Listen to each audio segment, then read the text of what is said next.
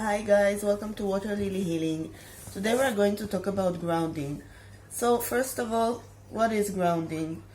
We spend most of our time mentally and emotionally in the future or the past or just with existential dread crawling up like human minds do. And when we are grounding, we're basically returned to the here and now, our physical body, which is usually a lot calmer and nicer and more balanced and less stressful than whatever is going on in our minds. So it's very distressing, and it's awesome for the immune system and the nervous system and general balance.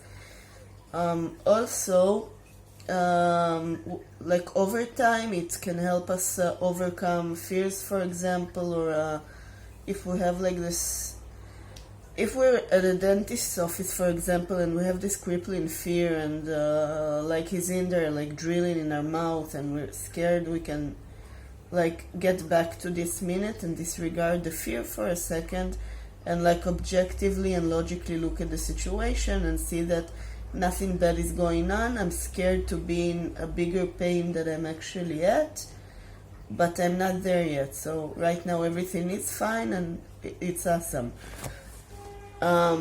Now the ability to do it, for example, at the dentist's office is dependent on something. So I compiled a huge list of ways to ground.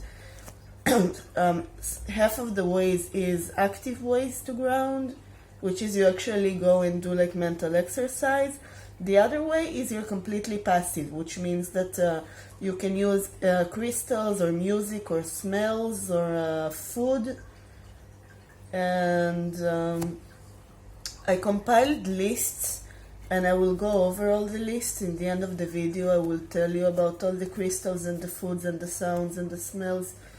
But I think that the active ways are a lot more better, in the sense that like if you are doing the active stuff, you actually acquire the ability to like produce the grounding by yourselves, like independently.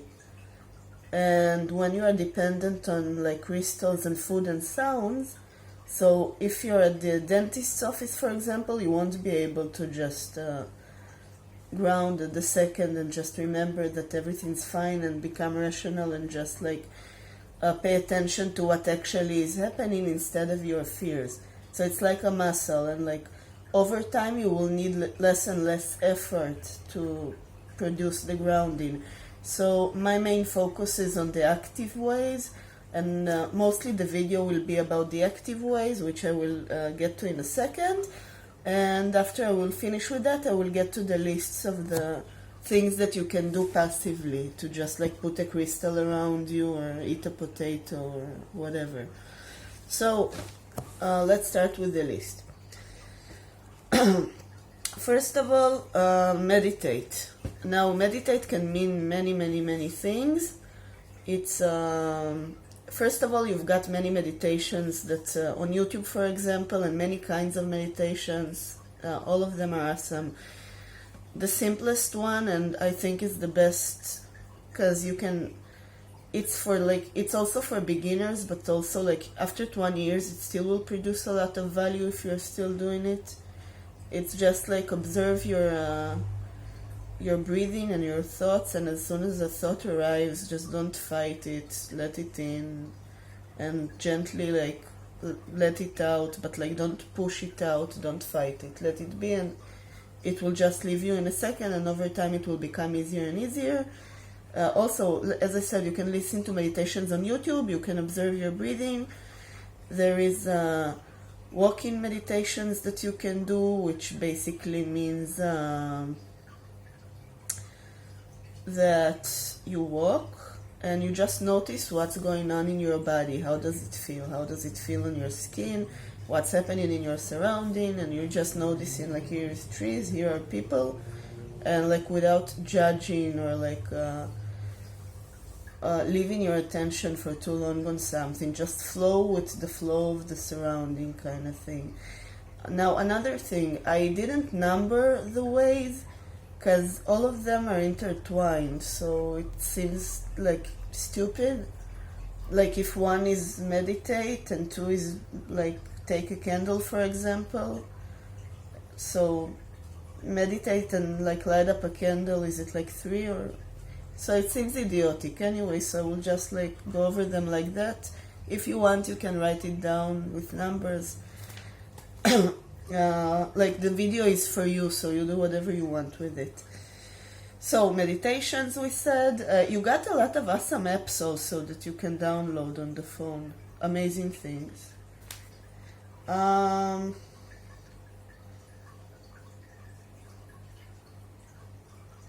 Yeah, another one is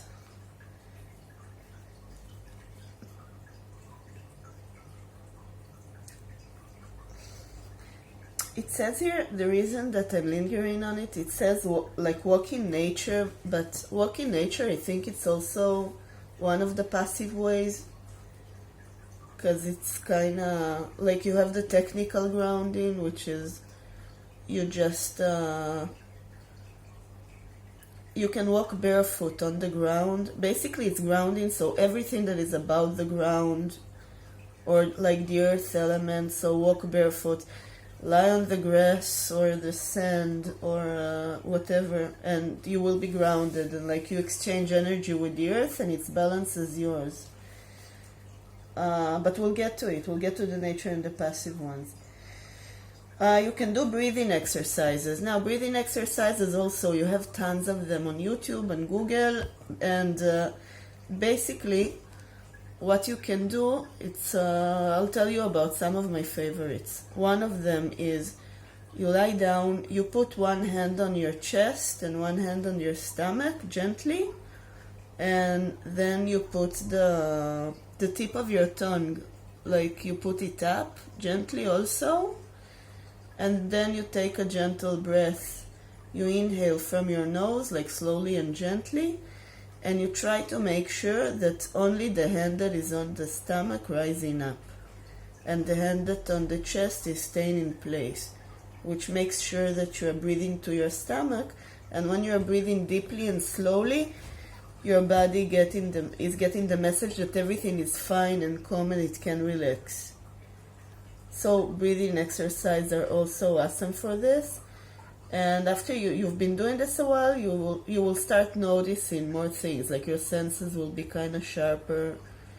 By the way, like all of the ways of grounding, if you do grounding for some time, your intuition will improve, communication with the universe, like your thought process will be clearer. Another breathing exercise that I like is the first one. You don't need to count anything. You just take a deep breath. You make sure that the stomach end goes up. You exhale slowly from your mouth. You do it a few times. I usually do it before sleep, so it's awesome. Sometimes I fall asleep in the middle, and it's great. Another one is you take a deep inhale from your nose. You count 4 seconds. You leave the air in for 6 seconds, and you exhale for 8 seconds from the mouth very slowly. If you can try and do it from your throat, like if you are doing yoga and ujjayi, so it's supposed to be easy. If not, it's also okay, but it's kind of like from the throat, not just regular. Also, I think you can find instructions in YouTube on ujjayi breathing, but like the point is that it will be intentionally and slowly, so the technical terms is not really important, like the names or the exactly what. The point is slowly and with a lot of intention. You have tons, millions of like more breathing exercises all over the internet and books, and or you can just listen to your body and listen to your breath, and after you listen to it, try and play with it, which from everything I said this far is the most grounding. So this is awesome. Another one is just acknowledging things in your surrounding. And now again, you don't judge, you don't linger on things, you don't start to analyze. You just sit and you like name 4 things that you see, and you're like, again, you're not analyzing them and you're not judging them. So you can, like, I see a tree, I see a squirrel, I see a car, I see a dog. Then what do you smell? And you just try to understand. Again, no judgment. If you smell roses, good for you, but maybe you're in a like public park and you smell peace, and that's what you smell. So try not to judge. You're just like analytically observing it. So I smell peace. Okay, good. Good that you like notice, pay attention, move on. What kind of taste do you have in your mouth? What do you feel on your skin? Like where the clothes are? What kind of texture does it feel? And the places that are like not covered with clothes, how do they feel? How's the temperature? And the sounds. Like if you're in a city, so you will hear a lot of sounds, so try to like name 5 sounds that you hear at the moment. So like really listen, and again, no judgment. You just like listing stuff. But the point is that your focus is aimed at the moment where you are at, which, as we said, usually is a lot less stressful than what's going on in our minds and hearts and so on.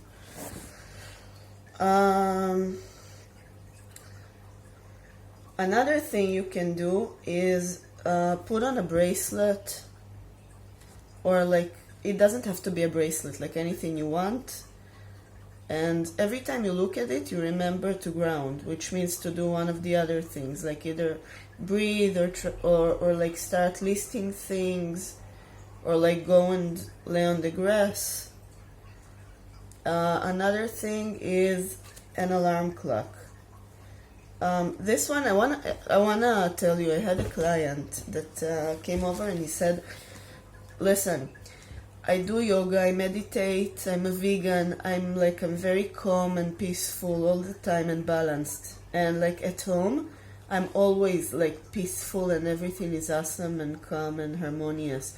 As soon as I go to work, everybody is approaching me and they have questions, everybody needs attention and answers, and I need to take care of a million things, and for 8 hours I'm in this insane noise and stress, and I get sucked into it and it stresses me out incredibly, and then when I go home, I just I'm exhausted and I'm drained and I'm carrying this disgusting energies home with me, and I wish I could carry my home energy to my workplace. Like a slug, like when you feel at home. No, some of us doesn't necessarily feel at home when they're actually at home. For some of us, it's with another human being, or when we're with our dog, or when we're in an amusement park. But the place where we feel at home, and I'm feeling safe and whole and complete, and everything is fine. So he was asking about the ability to carry this feeling with him, like a slug. And I don't remember if it's a slug. The ones that carry their home on their back, we can say a turtle also.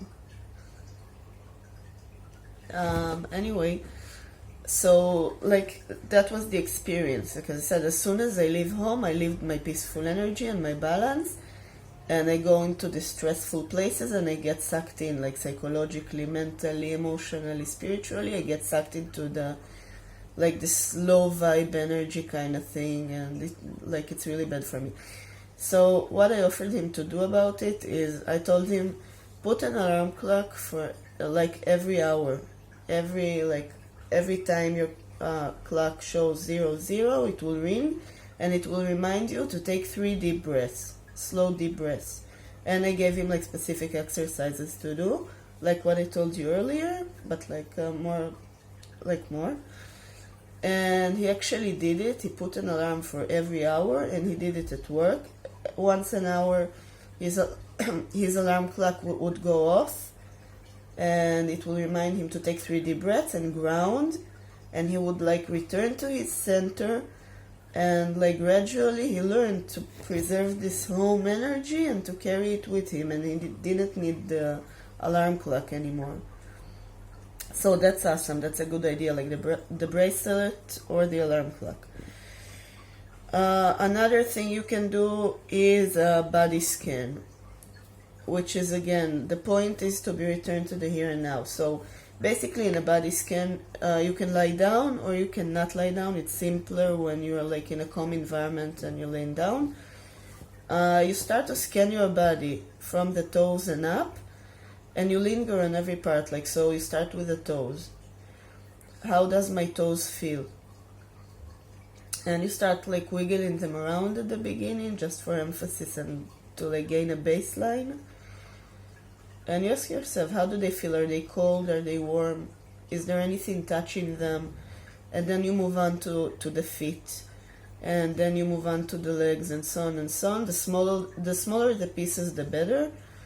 And you do the whole body, and you really focus on the body, on the sensations, the textures, the temperatures, like which parts are touching the ground and overlapping the clothes or the ground, or like this part is like right in front of the air conditioner, so it's colder or warmer, and just pay attention to this. So this is really nice for grounding.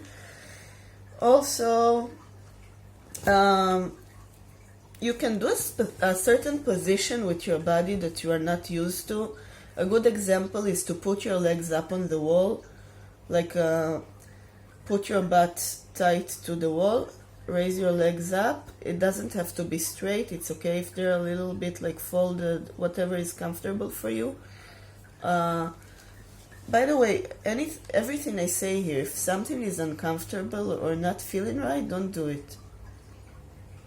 So with the legs, and then you lie down, you come down, you do some breaths, and then you start again, like try and focus on the body, what sensations you have where.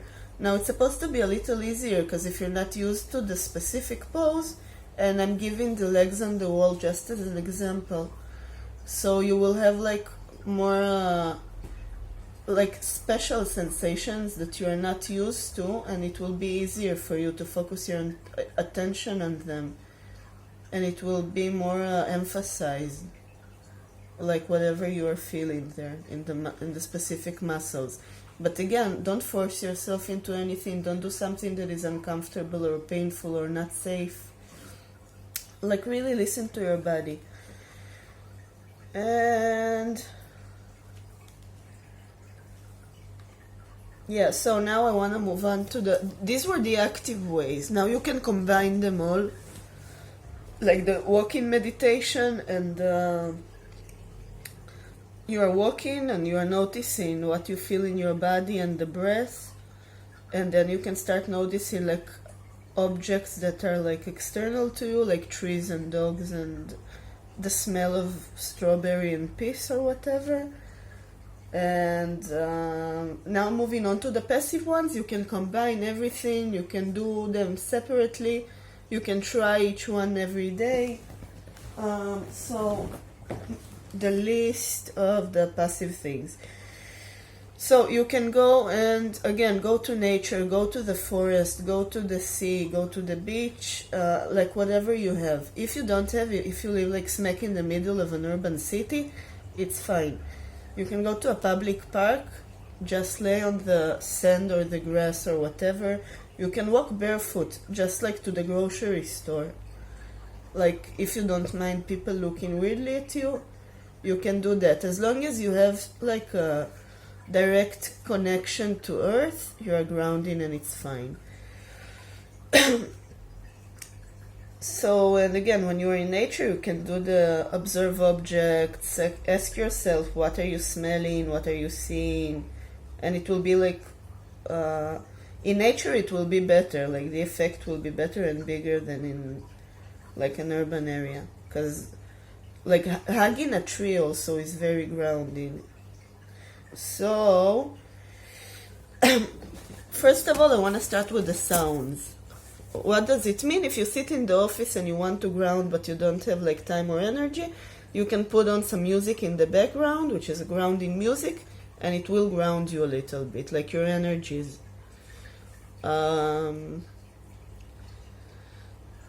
Basically, you've got the You can put on Tibetan bowls, like Tibetan bowls with like metal and the sticks, the singing bowls, and listen to the echo, because the echo is what like carries out to the universe, and that's like the grounding part.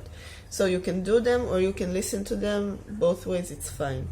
Another thing, you have this vibrational music, like with special frequencies for like specific effects. So you have some for this chakra or that chakra.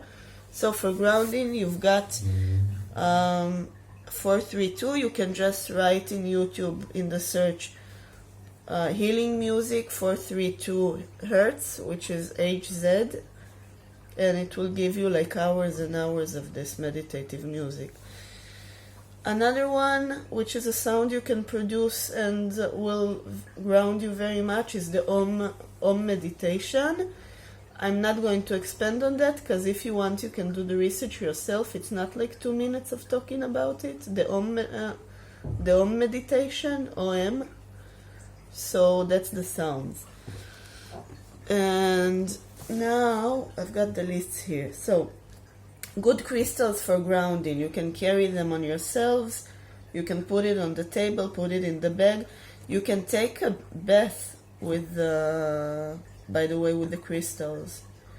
Like taking a bath or showering with Himalayan salt or Epsom salt also will ground you and purify you. So the crystals are,